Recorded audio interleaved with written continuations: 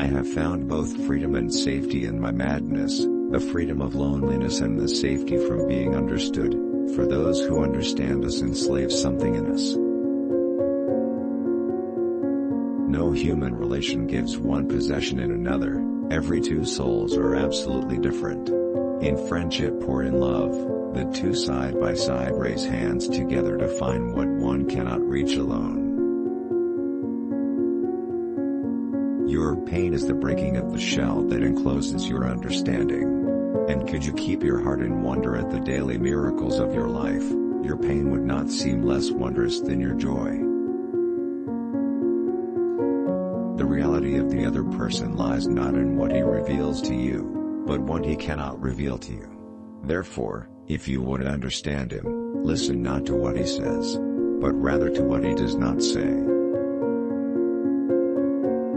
It is wrong to think that love comes from long companionship and persevering courtship. Love is the offspring of spiritual affinity, and unless that affinity is created in a moment, it will not be created for years or even generations.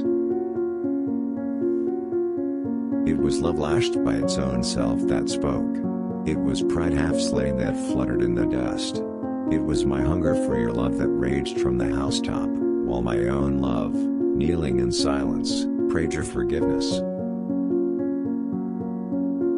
A friend who is far away is sometimes much nearer than one who is at hand. Is not the mountain far more awe-inspiring and more clearly visible to one passing through the valley than to those who inhabit the mountain? Many of us spend our whole lives running from feeling with the mistaken belief that you cannot bear the pain. But you have already borne the pain. What you have not done is feel all you are beyond that pain. Your children are not your children. They are the sons and daughters of life's longing for itself. You may house their bodies but not their souls, for their souls dwell in the house of tomorrow, which you cannot visit, not even in your dreams. Work is love made visible. And if you can't work with love, but only with distaste, it is better that you should leave your work and sit at the gate of the temple and take alms of the people who work with joy. Your pain is the breaking of the shell that encloses your understanding. It is the bitter potion by which the physician within you heals your sick self. Therefore, trust the physician and drink his remedy in silence and tranquility. Life without love is like tree without blossom or fruit. Love has no other desire but to fulfill itself. To melt and be like a running brook that sings its melody to the night.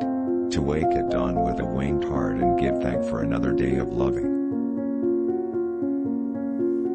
When you're joyous, locked up into her heart, and you shall find it is only that which has given you sorrow that is giving you joy.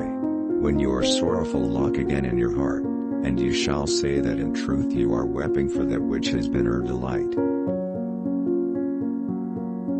For even as love crowns you, so shall he crucify you. Even as he is for your growth, so is he for your pruning.